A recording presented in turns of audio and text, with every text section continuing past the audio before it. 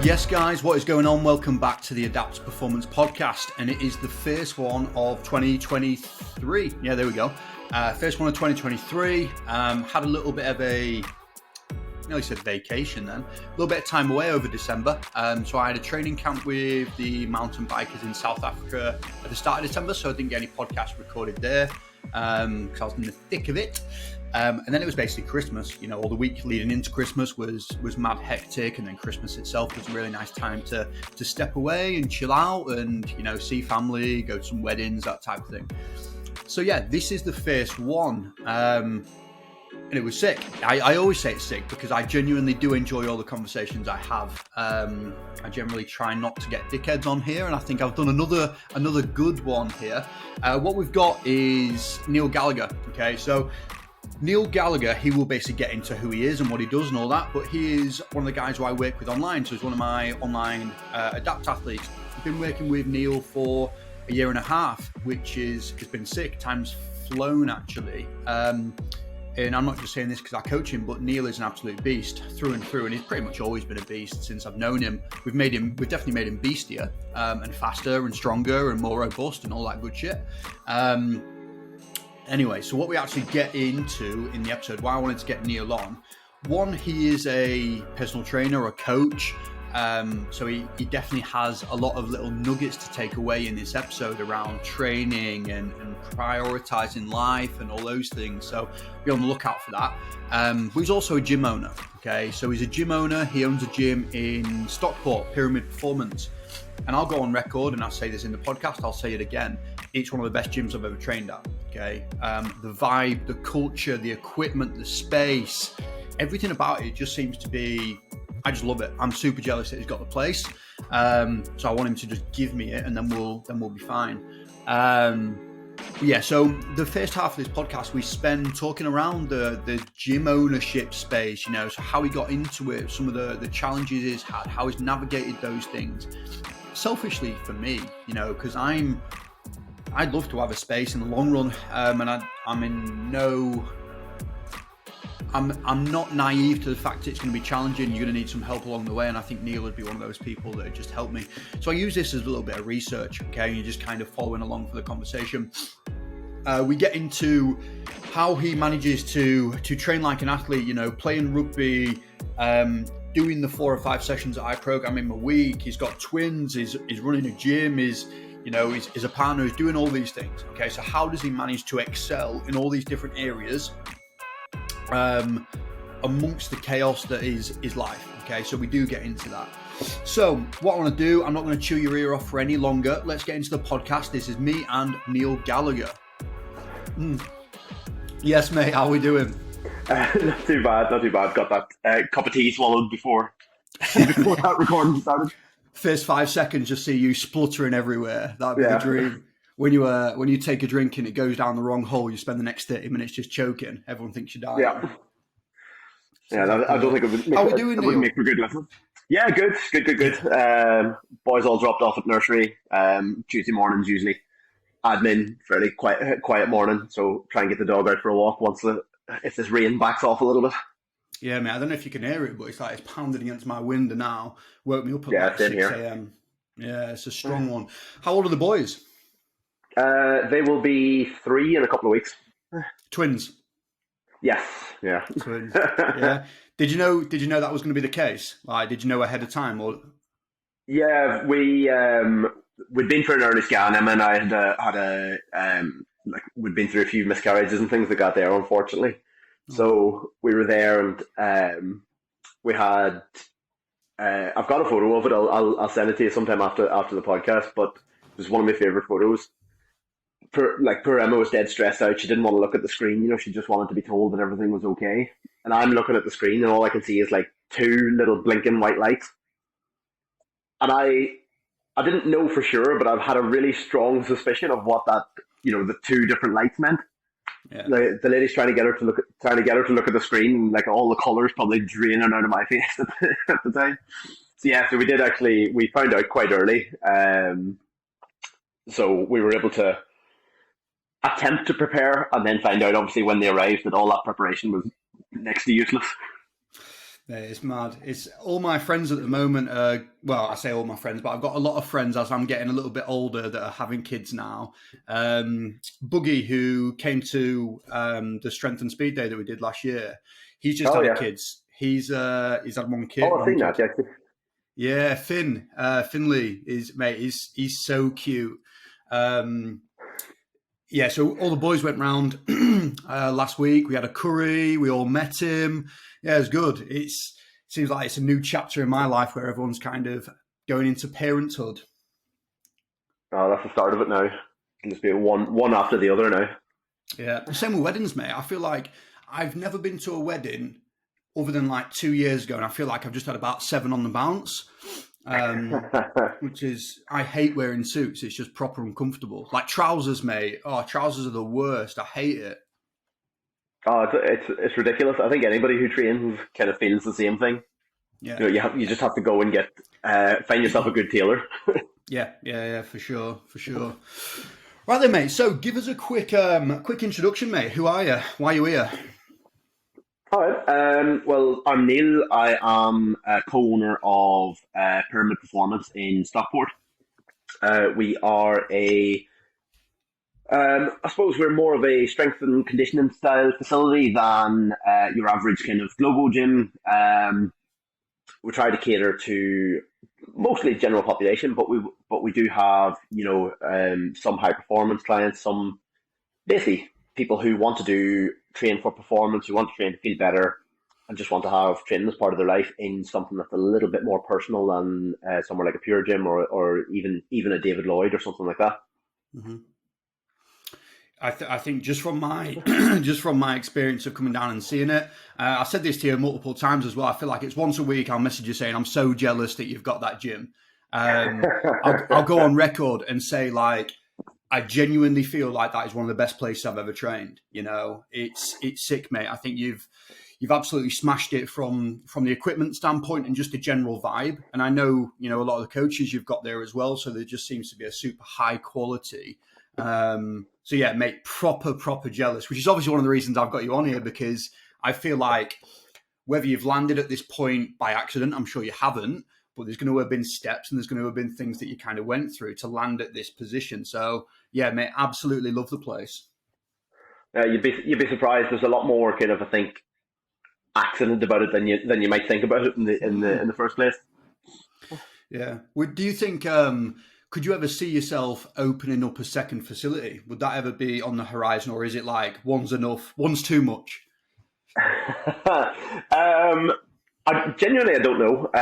We're kind of at a phase now where we're not quite as big as we want this facility to be, but we're very, very close to that.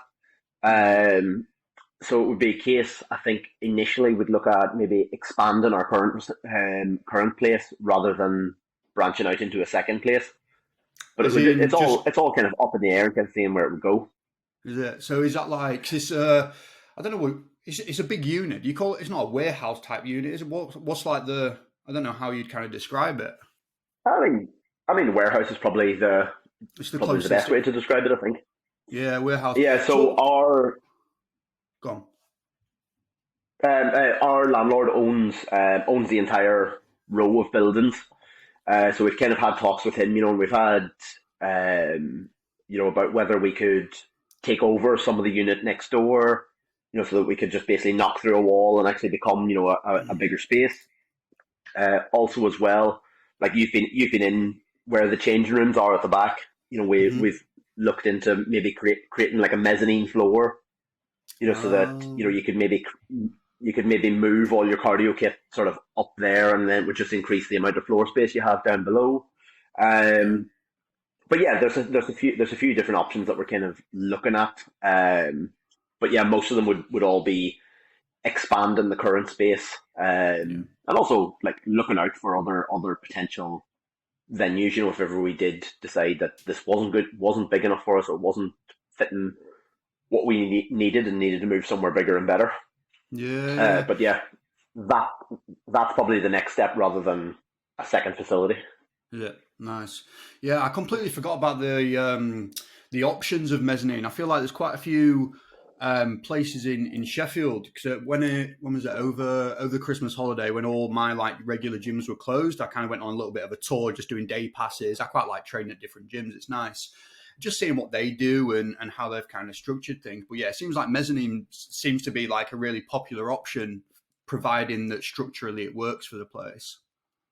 Yeah, because again, like a mezzanine floor, obviously there's significant costs involved in that, but you're not suddenly taking on a bigger lease because you're taking over, the unit next door or anything like that. So at least it all fits. It's only one extra cost rather than kind of the extra cost of opening up a whole new area. Yeah, for sure. No, that's cool. So in terms of getting big, so would you say you're kind of at capacity then? Are you kind of in that middle ground? You could take on more, but not too many more? Where are we kind of at with that? So we're kind of approaching that capacity. We've always sort of figured we want kind of 200 members there or thereabouts, because anything more than that, I think, would start to fill the space too much and kind of lose what we opened the gym for in the first place. That you'd lose some of the space, you'd be waiting for kits and things like that. At the minute, we're probably sitting around, I haven't checked it this week, and we've had, obviously with it being January, we have had a couple of sign-ups, but we're sitting around the 180 mark. Okay. So there's room for another handful of clients, but we're not looking for scores and scores more. It's getting to that kind of stage, and then what do we do with it then? When it's not necessarily in a growth phase. It's about kind of maintaining that and trying to make it better for everybody that comes. Nice. How long have you been open? 5 years actually this week.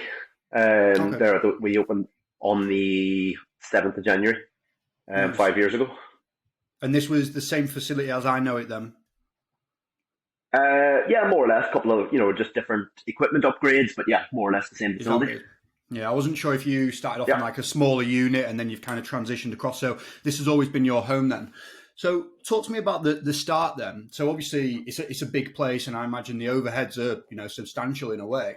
So what did it kind of look like before? Was it similar? Was it just more open space, less equipment, or have you just gradually got better equipment as you've gone? What's the play there? So while this has kind of always been my home, previously my business partner James had a gym which was a smaller unit, and I worked for him there. That unit essentially got the whole building got turned into flats, so we were kind of pushed out. And at that point, me and James had sat down, had a discussion. We decided to kind of go into business together so that we could open somewhere bigger and better, rather than having kind of like leaving it in James's control and having like a sideways move into a very similar place. So we were basically looking, and without wanting to be too mean to the council or anything, but they were next to useless. I think I told you about this before. I think it's one of like it made James, my business partner, almost like apoplectic whenever he came back to it, because we were kind of pushed out. The council said that they would help us find new premises, and so we were given like a liaison there, and provided them with a load of details of what kind of our budget was going to look like, what we kind of needed from the space, and all this. And they came back, and they were coming back with places that were, they just weren't going to fit at all unless we kind of drastically changed our business model. But they came back. They came back with this one unit, and it was incredible. So it was a brand new building. It was probably about maybe a little bit bigger than the unit we're currently in, but it had air conditioning. It had had underfloor heating. It had already a mezzanine floor put in. It had rooms that could really easily be converted into changing rooms. It was amazing, and so we looked at it, and then they said, so this is what the rent would be. and the rent was, I think it was 7 times what our budget was, and we were just like, why are you showing us this? What, yeah, it's got everything else, I get that, but you've got to understand you're wasting your time showing somebody that's something that's 7 times their budget. For sure. So eventually, we actually we just started looking ourselves, and James seen a to let on our unit, contacted the letting agent, and they were like, no, they won't even consider it. They wouldn't even talk to you. They wouldn't be interested at all. And because we were just a bit stubborn about it. Yeah. So it was actually, previously it was a like a fiberglass boat building place. So it was just a big empty space, where essentially they built boats. Mm-hmm. But James sort of popped in, knocked on the door and said, would he be able to talk to the landlord directly? And luckily for us, the landlord's son runs a business next door. Okay. So we talked to him, and they were more than happy to talk to us. The letting agent was completely wrong about that. And basically it went from there. So we were able to kind of strip the place completely empty, completely bare, and have like a really sort of just start from scratch. Built the change rooms at the back, built the toilets at the front. Everything from absolute scratch. Was this a obviously? Tell me to fuck off with this question. So the initial startup of like the equipment and everything, like, because I'm clearly super open with this. I want a gym one day, and I want a sick gym, and I want the type of gym that you've got.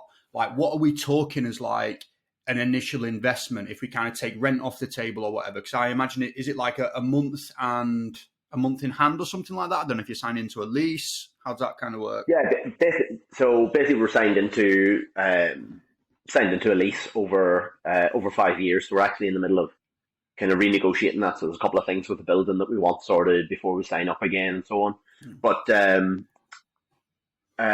we signed into a lease, which obviously involved like a first and last month's rent kind of thing paid in advance. Mm-hmm. But yeah, apart from that, in terms of initial equipment, it was, I don't know if I have the exact figures, but essentially we didn't want to have an outside investor if we could avoid it. So we've basically managed to, we were moving house at the time.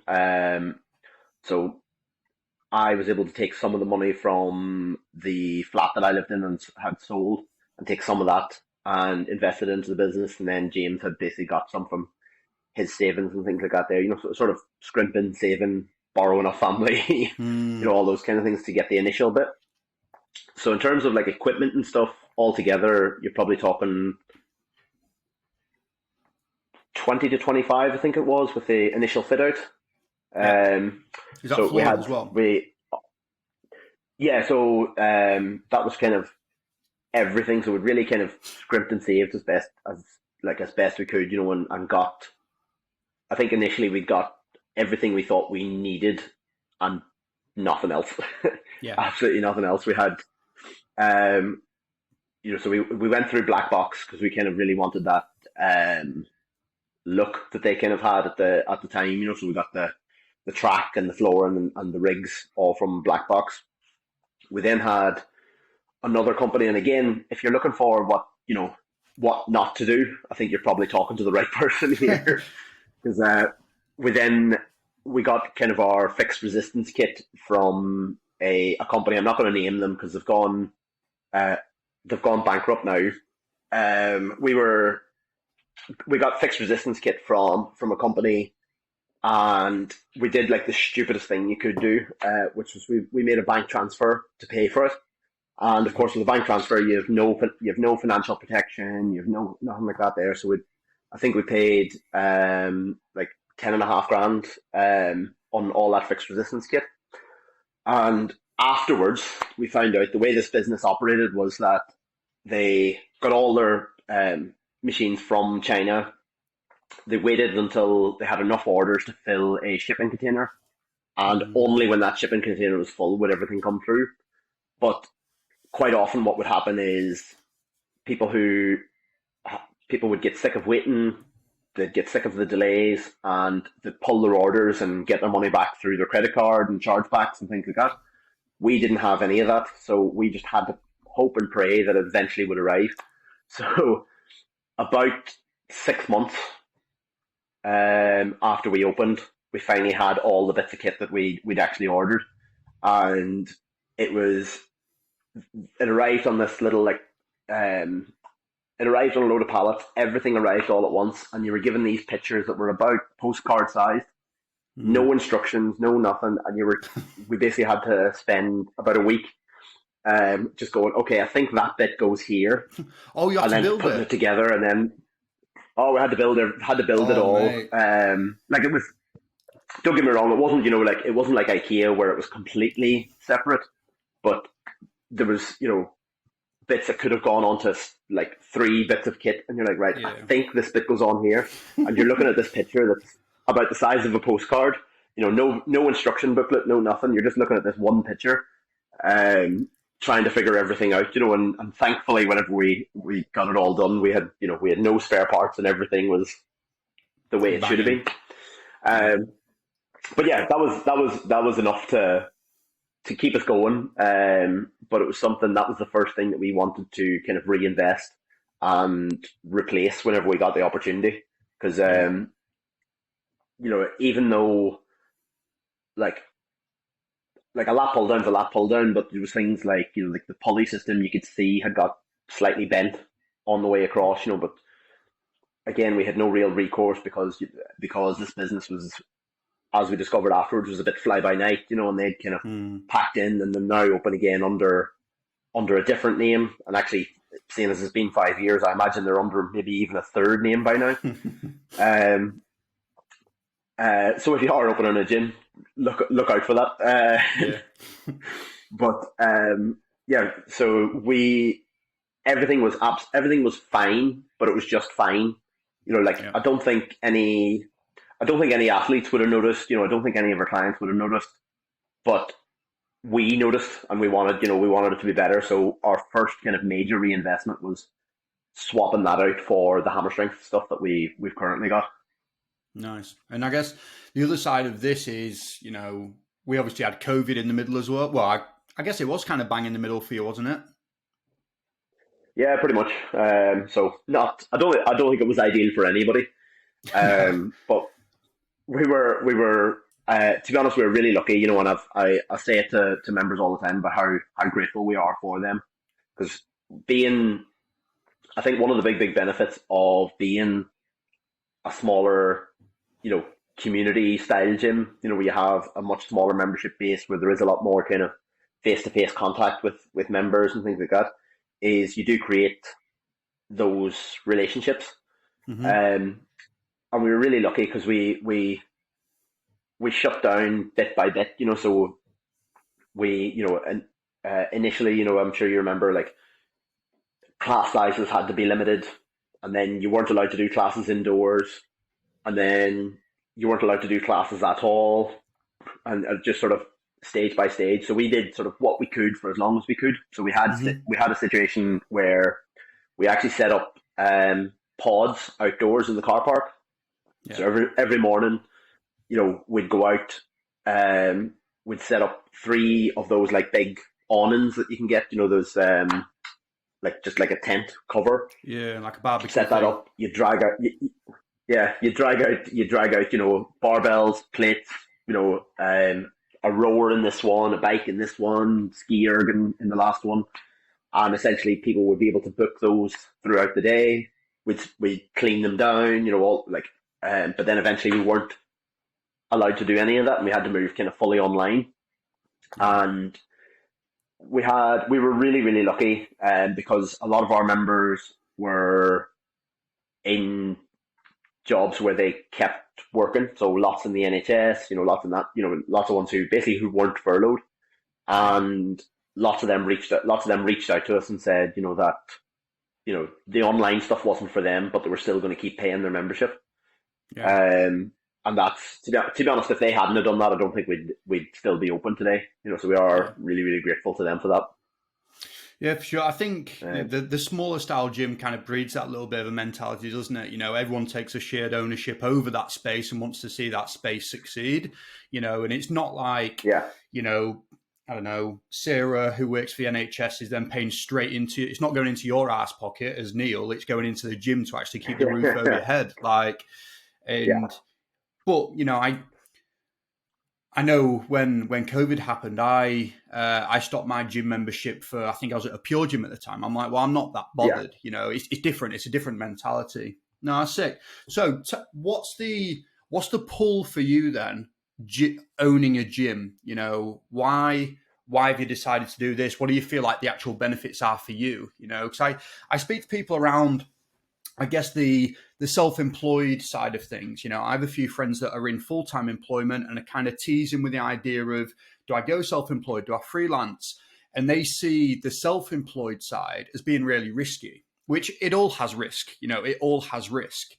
Oh But yeah, absolutely. I see the gym ownership side as like one step along that. You've got full-time, more secure, self-employed, a little bit less secure, but ultimately okay. And I guess you're the furthest one along that spectrum, having a space. So what's your Yeah. thoughts for that? I think it was just for me. It was the opportunity to kind of influence the bigger picture on some of those things. So we've got like a whole host of like strength-based classes. Where we basically work off a template for kind of 2 months. And like with any training template, not everybody's doing the exact template. Everyone's got, some person can't do back squats, so they're doing goblet squats or front squats or something instead. But, generally, people are, doing a squat and a press, and then they're doing a hinge and a row of some Mm-hmm. variation, and building strength over those 2 months. And that idea to kind of be able to influence that on the, I suppose, on the kind of like the macro scale, being able to kind of influence that for everybody who comes to those strength classes rather than just working with individual clients, who come in and do personal training with me. Yeah. Because like I'm really, really lucky. I say it all the time. I grew up playing sports, and still I still play sport, and I think it's one of those that being able to share that kind of vibe with people in a gym environment, for people who don't necessarily want to play organized sports or don't have the time, but to be able to have that kind of community and have that kind of ethos of not just spinning your wheels, of actually training to get better, to get stronger, to get fitter, to get whatever your goal is, to be Mm-hmm. able to influence that. That was my kind of and still is my kind of big driver. Yeah. Your main reason why. What has there been anything along this process then over the 5 years that's kind of been your biggest battle, I guess? And we might have already spoke Yeah, about it with it being COVID. Like, has that been the thing? But I said at the beginning how I genuinely do fit. I love the space because everyone trains right. You've got the good coaches there. There's just a good feel, And I've been in places where it's the complete opposite. They've got the facility, which is amazing. It's state of the art. They've got this look about them, very kind of Globo gym, like you said yeah. before. But you just feel tension and you feel almost like negativities in the walls. So, what have been some of your challenges getting to this point where you're at then? Um, so like COVID was probably the biggest one, biggest of all. But to be honest, the biggest challenges we've had really is for James and me are just our admin is not our biggest strong suit. So we've got coaches who work with us, and they've just got they've got files, they've got like they've got like their tablet, and every program is listed perfectly. And it's just it seems to come so easy to them, Mm, which is great. But you've got myself and James, who are very much like pen and paper, and we have to work really, really hard on the organization thing. It doesn't necessarily come it doesn't necessarily come easy to us to be that organized. So we have to work really, really hard at it. And I think just being really consistent with that organization sometimes is a struggle. Because if you ever, if ever you do slack off and think, oh, I'll do that next week, suddenly, you've got a stack of like 20 different things to do and they're all due tomorrow. And you're like, right, that's a mistake. But yeah, that's, I think, just the general organization kind of things, because it's the same. I think it's the same things that you would have as a self-employed PT. It's just taken up a level, because you've got, the classes to prepare for, as well as your PT clients. And even though the PT clients are, for me, bring in most of my kind of take home money. The classes are not, like, it's not passive income, but it's, it's a really, really important part of that income, it still needs that work, it still needs that attention, and just making sure that I do it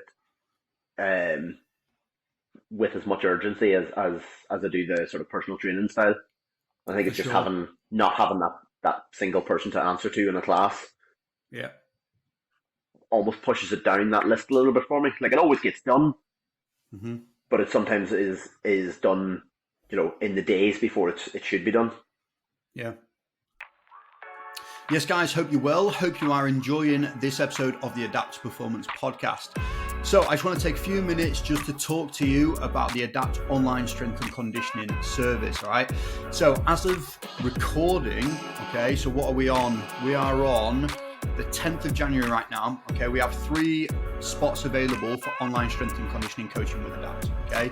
Our retention with Adapt is really, really good, okay? So we do not put these slots out very often, because as you'll kind of hear in this podcast with Neil, when we work with people, we generally work with them for a long period of time, or until they've achieved that identified goal or rehab or anything like that, okay? So if you are an athlete that is looking to take guesswork out of your training, okay, get rid of it, make sure everything has got a reason, and allow it to kind of work around your training schedule, your lifestyle, all that good stuff, give us a shout, okay? We are professionals. It's what we do for a living. Our objective is to make you better athletes, okay? So on top of the actual great coaching service, and, I'm not afraid to say that, you feel really weird about saying, that Adapt was sick. You know what? I'm super proud of it. On top of the actual great coaching, you get a shed load of resources, okay? We're talking physiotherapy, we're talking psychology, nutrition, all the resources in the world that's going to be geared towards you maximizing your training performance, okay? And just ticking those 1% boxes along the way. So if you are interested in the online Adapt Strength and Conditioning service, give us a shout. We've got 3 spots, they will go quick, and then, likely that the next intake will not happen for a long, long while. All right, cool. Any questions, give us a shout. Let's get back into the episode with Neil. I guess that organization thing as well, like, everyone works totally different, don't they? And I've got friends that are, they've got a to-do list and everything gets done the night before, and they're tick, tick, tick, tick, tick, and they've got it. They're in a situation where they fold and they iron the socks and the boxers and all that stuff, and it's just not happening for me. I can't do it. I don't have the mental, fortitude to be bothered. But I know that stuff will happen. I'll get stuff done on time. And that's, I think you mentioning that around organization is probably one of the things I've had to work at the most as well in the self-employed side. Stuff always gets done, but there's definitely, I'll find myself almost focusing on the wrong things. That's kind of my angle. Sometimes I'm like stressing over a program that's due in 3 weeks when I've got one that's due tomorrow. So it's like, it's obvious things that, you kind of get the blinkers on sometimes, and that's my personal work on that. Hopefully I'm getting better at, but it's difficult. Yeah, I think that's probably a really good way of describing it. You get the blinkers on, and you're getting like miles ahead with one particular piece of work, while you're just letting some of the other things like stack up that should be done a bit more urgently, maybe. Yeah. So it's like things are always getting done. You're always like progressing, but you're maybe, I suppose, just deep down somewhere, I know that there are more efficient ways to do it if it was more organized. Yeah, for sure. So shifting gear then, right? So another reason I wanted to get you on, because you're a personal trainer, you're a coach, you're a gym owner, you're a dad, but you're also a really good athlete. Okay, so you're spinning plates I right don't know about now. really good. Well, you're an athlete. We'll go there. We'll go there. Um, I'll take that. yeah, you'll take it. So you're spinning plates, okay? But I think from me, working with you and kind of assisting with the programming and the coaching side of things is you tick the boxes. You get shit done and you make it happen. How have you landed at this point where you're managing to do it? And I guess this is the other side of things. Maybe this is a front. Maybe I see one bit of it. I don't see the behind the scenes. I don't see you, stressing to get the kids ready in the morning. I'm not sure. What's your thoughts? I think in the last sort of couple of years, I've really started to see kind of the benefits of, and I know it sounds so silly whenever it's something that I spend my life telling people and showing people how good exercise can be for them and how good, it is, from a mental health perspective, is that I feel so much more like on edge and unprepared and and just unhappy, I suppose, if I'm not getting that kind of training in or activity of some description in. So I just find myself having making time for it. And I've trained with you now for what, a year and a half, bit longer. Yeah. Where you'll have seen the bigger picture. I do my best, and I think I am actually pretty good at getting my sessions in and getting things done. But there are quite a few sessions where of 8 lifts, I might do 4 of those lifts, and then that's all I've got time for. And as long as I know that I've put it in for those 4 lifts and got that done, fine. I've made my peace with that. And I know there is sometimes I'm leaving gains on the table, but I'm not chasing those gains at the expense of everything else. Then, so it's fighting kind of where to make sacrifices. So I found even in the last couple of months, we've been trying to prioritize sleep a little bit more. So as a result, one of the things that me and my wife do is sit down and watch TV together. A new series of Happy Valley has started.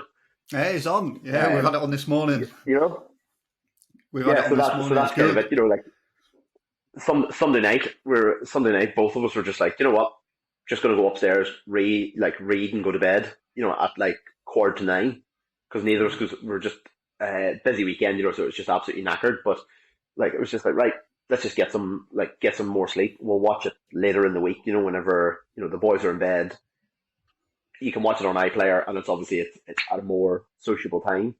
So you're just sort of sacrificing that in the short term. That's just one small example, but really kind of outlining where the priorities are, I suppose, just makes it easier for me to try and tick those boxes and tick them on a regular basis. Yeah, I guess it's kind of, if you don't have that awareness of where you kind of want to invest your energy, you just get pulled in a lot of different directions all at the same time, and then it doesn't give you a plan of action for when things do pop up. I had a guy on the podcast pretty early on. He's called Gary Hutt. He's the S&C coach at GB Boxing. And he kind of caught me off guard, actually, because it's not a conversation I'd ever really had with people. But we were on about your priority list of how you approach your life. And I'm trying to remember exactly how it went, but I'm not a parent. And I said something along the lines of, your kids are your number one priority. And he threw it back at me and went, well, if you're dead and you're not taking care of yourself and you're a bad parent to be around, then what kind of example are you setting for the kids? And it's kind of that aeroplane analogy of, put your own life mask, your own gas mask on before you put your kids on. Yeah. And I thought that was a super interesting thing that I'd never had to have really considered it. But I do think, like you said, having a little bit of an idea of where your priorities fall, where can you bend a little bit? Because you said before around, if you only get 4 lifts of the 8 lifts in, that's good for you. And I'd echo that as well. I think there's certain people that I train at the moment where, you know what, if life throws them a little bit of a deload, I'm like, fucking, yeah, sound. Like, that's a good thing because you train hard Yeah. pretty much year round. You've got probably a relatively busy life with owning the gym, having kids, all those types of things, and you play rugby. If you only get a 30-minute session in, sound. Like, it is not going to matter in the grand scheme of things. Yeah. So it is like creating those priorities, and that is, something I find as well. Like you're saying with Gary saying about having to kind of take care of yourself first of all, because if I haven't slept, if I haven't trained, you know, I find myself, being like much more, short tempered, and I can find myself getting irritated quicker and things like that, and obviously as parents, you do your best to not pass that on to other, like to the boys, but you know, it's so much easier to not do that if I've taken care of myself first. Yeah. And sometimes obviously like with twin 2 year olds, that's taken out of my choice. Like if they're up sick overnight, that you just have to deal with these things, and you don't have necessarily a good couple of days. But Yeah. if you're trying to do the right things or prioritize most of the time, it makes things much better, much easier in the longer term. Yeah, yeah. And this Or at this least, goes back to one of the posts I saw you put up a while ago around. I might get the numbers wrong here. The 10-80-10 rule. Remember that of oh yeah, yeah, yeah, yeah. mate, sick. You know what? And I can remember reading it years and years ago. And I think I read it on T Nation, and I couldn't remember who said it. And you said it was Paul Carter that kind of where you got that Yeah. from. Yeah, so it Yeah, might have so been I Paul think Carter. basically that's where I read it too. Is just on from Paul Carter on T Nation. Yeah, Um, yeah. So talk to us a little it bit does. around It's the like 10-80-10 rule then, for people that don't know. um, so I think the longer and longer and more consistently I train, the more I realize it's true. So you get 10% of your sessions are going to be kind of absolute dog shit. You're going to go in and you're just going to feel tired. Your legs are going to feel heavy. Everything's going to feel 10 times harder than it normally does. And it's just, you feel like you're just wasting your time. Your warm up weights are, burying you, and you're just like, what the fuck am I doing here? This is shit. Hmm. You then kind of have, the 80% of your sessions are, okay to good. So they're productive. You're ticking the boxes. Everything's kind of chugging along nicely. And that's where the majority of your training is spent. And I find that for the like vast majority of my training, I'm doing okay. I'm ticking the boxes. Everything's, you know, squats are getting heavier. Bench press is getting heavier. Everything's moving a bit better. It's great. But then you get, the best 10%, is the days you just come in and you just feel everything is just moving perfectly. You feel like you're rested well. You feel like you're explosive. You feel like you're strong. And, those are the ones where you can really kind of push things. You're a But knowing that, superhero. yeah, that's what it feels like. But knowing that that's kind of the structure of your sessions overall, it makes it so much easier to actually keep training Hmm. when you feel like shit. Like because you know that, yeah, it's going to happen every now and again, but you've at least ticked the box and you're closer to getting better to back to a good session again. Yeah, it's an expectations thing, isn't it? And it's the process of lifting. It's the process of sports performance in general. And I think these are the things that are super important for new trainers, new people that are getting into lifting. It's important for them to know, because if you have a shit session when you're not aware that you are going to have shit sessions, it can be really disruptive. It can be a big knock to the ego, a big knock to your confidence, and that could be one of the things that kind of causes people to fall off. Um, so Yeah, yeah, I yeah, always absolutely. try and push that forward and let them know. I go back to one of my first personal training clients I had at a gym. So when did I got my PT qual when I was 18. So we did like this year-long course where it was a sports therapy course. You got your PT qual, your gym instructor, and you got your Swedish and sports massage. So I was 18, probably been lifting for probably like 2 days, to be honest with you, like before I got the qual, which is mad in itself. Yeah. Graduated or whatever it is, got the qual. Had my first PT client, and probably first time he's ever been in the gym. I ended up doing the latest thing that I was reading about, gym and volume training. Let's get this bastard strong as shit with 10 sets of 10. He's never moved in his life. Obviously, not the greatest decision I've ever made in my life. I'm not proud of it. But I can remember seeing him like a week later, he'd missed a PT session. And I was like, "Hi, mate, you all right? I'm seeing you last week." He was like, "Yeah, so I've actually been I had to go to the hospital." I was like, "Why? What's wrong?" He was like, my whole body was just super sore. And I went to the hospital because I'd never felt like that pain before. I went, okay. And he started going through it. And essentially he had DOMS. He was just sore from exercise, but he'd never moved before. And that was kind of my first lesson of like, just because I know what exercise feels like, I know what sport feels like, not everybody does. And he wasn't injured. He didn't have a disease or anything like that. He just had a bit of soreness. And to be fair, I've nearly gone to A&E when I've had leg DOMs before as well. Hamstrings are the worst. But yeah, that was a quite an eye opener, and a big lesson for me initially was, talking through these things, because not everyone's aware that's not in the industry. Yeah. It's tough. You learn, like how to speak to other coaches, and then how to speak to clients at kind of any level. And I think if you don't do that, and if you aren't able to kind of communicate those things across, you're gonna lose out because of it. And if somebody just needs to know that, like, a bench press is, that you lie back and the bar comes down to your chest and comes back to straight arms, that's fine. That's a place to start. You can talk about, getting your lats engaged and getting leg drive and getting on arch and shoulder width grip and everything there. But if this is somebody who's come in and for the very first time, as long as they're lifting safely, you can build on that and you can introduce more and more, as they require it. But like you say, if you throw in like German volume training or like occlusion training or whatever, it's straight off, which like, again, I've been as guilty of as anybody. When you start out, you want to show off how much of an expert you are. And I think, looking at my training plans, I think you and me have quite a very similar ethos now. It's about really just stripping back and doing the bare minimum to drive that progress, and sometimes, that there's a bit of complexity to that, but it's still, even when it's complex, it's the most simple version of that complexity that you can get.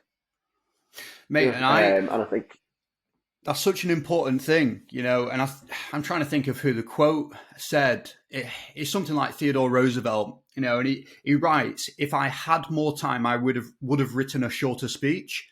And it takes a lot of work to make something that's really complex super simple and really concise. And that's something that probably takes the majority of my time, I think, is like, okay, this is what I want. This is the long term, but how do I boil that back down to where we are? But I'm glad you said that, because we get mad results. And you're one of the people that I think it's easy to speak to about it, because our programming is, for the most part, super simple. We sprint, we jump, we do the big compound lifts. The compound lifts, we progress super slowly. We tick the boxes every single week, every single session, and we do the same lifts for probably, I don't know, 6 months, 12 months, whatever. Yeah. And you end up super fucking strong because of it. Like, and you're a physical beast because of that thing. And I think that's, for me, because we've both invested in it, but we're clear on what the outcome is getting better, and I think that's important. If the outcome is getting better, then cool, you've got the plan, you go with it. There's some people, and I'm one of these people sometimes, where I'm like, you know what, getting better is definitely the goal, but I also want entertaining a little bit. I want to enjoy training, in which case some of the decisions you make are like, you know what, I'm going to do a little bit of this, even though it might not be 100% in line with that goals. And that's fine, because we're human beings and we like to float around. Yeah, I like, almost with every one of my clients, that I work with, I tend to have, the 4 or 5 lifts in any session are pretty static in their program, so they'll be in there for, a couple of months at a time, different rep ranges and things like that and different tempo stuff. But if back squats are in there, they'll be in there for a few months. But Mm-hmm. when it comes to actual sessions, the last 20 minutes is, for me, it's a lot more fluid. So it's like, Mm-hmm. right, I know we need to do some form of, I know we need to get sort of the triceps and chest doing some form of work, but whether we do, flies and rope pull downs or whether we, do a set of dips, it's kind of up in the air. It's just to see, as long as they're getting some form of stimulus there, that's fine because they've already done the main lifts. They've ticked Mm-hmm. those boxes, and now we're just looking to get that stimulus in there, which gives us, like, I suppose it's because I'm not necessarily going in as in depth as so strength and conditioning. It gives me that little bit more freedom towards the end, so you can have that little bit more variety without being one of those coaches that goes and does a completely different session every single time somebody comes in. Yeah. Yeah. Yeah, no, I agree. I think it ultimately comes down to the person you've got in front of you, doesn't it? And knowing who they are and knowing what kind of makes them tick. I have clients at the moment that, we've probably been doing the same session for variations of it for months and months and months. And we just have conversation as we're going through. And, the coaching points are minimal sometimes, but we know that it's aligned. And then I also have clients where I am that coach, where I'm like, I know that you want a little bit of a beast in at the end of the session, and we do that, and it's nice. We're aware of that. So, Yeah. final thing I want to touch on, Neil. So, you play in rugby then. So, you play in good level rugby. You train hard. What are the boys that you train with? Are you sensing that they're as invested in the training process as you are? Do all the boys lift? Are they kind of athletes in that Um, sense, or are they more about just rugby? I think it's there's a real mix. I think with any rugby team like that like at our level, I'd say about probably about half the first team will do some form of lifting at the gym as well. A couple of the guys actually train with me, as their personal trainer, at the gym. So I know that they are invested in that side of things. Yeah. Um, the other half is kind of a mix of guys who just want to come down and play rugby on a Saturday. Um, and some of them will do some training, but not necessarily geared towards rugby or anything like that. It's just some like athletic style training, things like that. And rugby's like just a hobby on the side. So Mm. there's a huge mix across the team and across the club really. Yeah. Do you feel that 'cause you've been playing rugby a while, right? How many years? So I've been playing for the Spartans now for, I think this is my 8th season with them, so that'll be a decade because we weren't able to play during COVID. Yeah. Which seems, Yeah. my God, that seems like a long time. Yeah. Do you feel like the mentality is always kind of the same then? Do you?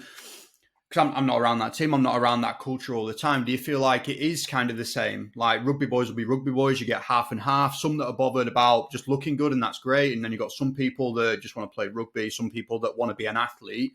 Is it kind of always similar, or do you feel like there's a gradual switch in one direction over the other?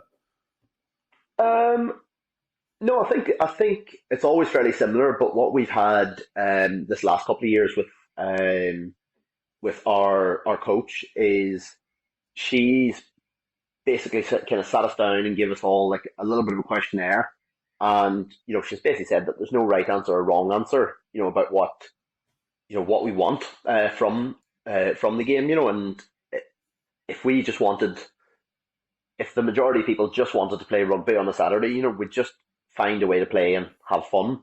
But the Mm, majority of kind of the majority of the first team, we want to win, and we're chasing promotion, with that, and we're sitting second in the league at the minute, big good win at the weekend, and I think even the guys who are only necessarily training to look good or anything and just play rugby on a Saturday. I think it's stepped up their efforts a little bit more Mm. towards rugby, and that there's a little bit more of a focus on fitness in general Yeah. because the team is kind of committed to that. So even though it's not necessarily Hmm. their personal, you know, ambition, Yeah. they still want to push on, they still want to try and win. And to be honest, that's the Yeah. way like I was always raised. You play, you just give your best. You try to win everything. Like Hmm. obviously, if you lose, you lose with you lose with a bit of grace. And you're not a dick about the whole thing. But I can't imagine, especially a game like rugby. I can't imagine going into a game of rugby and not wanting to win the game. I don't think Yeah. it's a game that you can really play half-hearted. You know. Yeah. Yeah, for sure. Um, I think I had a conversation with a lad the other day about S&T for him, and this was interesting. And he's probably one of those people that just enjoys rugby. That's it. He just enjoys having a little knock around with the lads. He loves the camaraderie. He loves the social side. He loves all that type. And S&T for him isn't even necessarily about um, being the best athlete in the world. Obviously, everyone wants to be a little bit better and do things a little bit better. But me, it's for him, it was the pure injury prevention side, or like injury yeah, reduction and just keeping the healthy body. Because he said, look, I want to play until I'm 50, 55. At this rate, if I don't start lifting, I haven't got another 2 years in me before my knees pop. yeah. And I thought that was an interesting thing around, just the longevity piece. And it's nice that people are thinking about that. In my eyes, I think that's a cool thing. Yeah, I think what you know, social media gets an awful lot of stick, and probably for good reason, because there's an awful lot of just shit out there on social Mm. media. But I think one thing that's really good is that it's allowing coaches to actually spread the message of that training isn't necessarily all like um Arnold Schwarzenegger doing like calf raises with somebody sitting on his back. It's Yeah. not all for everybody to have that 70s bodybuilder look. Yeah. That there is benefits to physical training, like of any description, but and you just have to find the one that works for you, and that you enjoy it, and also will help you kind of get to where you want to be. And Yeah. that doesn't necessarily mean, like you say, doing something like German volume training Hmm. or anything like that. But I think I think that information is getting more and more commonly known. Yeah. Because it used to be, even like you think like a decade ago, when it's still out there, the people they come out and they say, oh, I want to lose a bit of weight, so I'm going to start running. Yeah. And you're there and you're trying to like, because there's nothing wrong with running, but to use running as a weight loss tool is probably not the smartest way of going about things. Hmm. Um, and trying to kind of tackle that misinformation, it's getting easier because the information is more kind of readily available through good coaches, like spreading things on Instagram and on Twitter and things like that. Yeah. But equally, Yeah. there is I there is there is the opposite end of the scale too. And there always will be. There always will be. I think we were chatting about this in the gym yesterday because I had my basketball team in, and we had the girls' side. And me and a few of the coaches were chatting about it afterwards, and we were like, "That's it was just a good session. It was just such a good vibe." And they're buzzing just to be in a gym, and these are like 16, 17, 18 year olds, and they're looking around, and it's quite a strongman esque gym. So you've got all the funky implements, you've got big dumbbells, and they're all trying to lift things up. And can we do this? Can we do yoke? Can we do the stones? And I'm like, yeah, sick. Like this is such a good thing, that you're curious. So I want to feed that curiosity. I want you to be comfortable going into any place and exercising. And that's probably one of the biggest things I want them to take from these few years is, you know how to handle a barbell, you know how to set up a squat rack and all that. But that's come from social media. That's Yeah, purely it's TikTok, of just workouts all the time. And there's a huge kind of gym push at the moment around female population, which is fantastic. It is a little bit more kind of geared towards the aesthetic things, at least what I see. But yeah, yeah, I think it's changing. I think it's changing. I think it's a good thing. I think it's quality. yeah. Absolutely. Like one thing that like I'm particularly proud of. with our gym is that in half term and and school holidays, quite often you'll get parents will bring their kids in with them, and like Matt that I train with, just last week there was a woman that he trains. She was in doing deadlifts, and like I was just I came out of the office, and I was just heading up to the toilet, and it was great because like mum was there doing deadlifts, but just either side of the rack alongside her were her two kids. They're only 9 or 10, I think, but they were both there doing kettlebell deadlifts along with her, and like I think giving people that opportunity to be able to train, because if they weren't, if she was a member at a different gym that didn't welcome children, and said that they weren't able to come in and they weren't able to be alongside you, or like in the area, maybe they had to have childcare or something like that. That's another barrier to that training. And I think as much as possible, you want to kind of remove as many of those barriers as you possibly can. And that if that means that like the kids have to come in along with you, fine. Mm-hmm.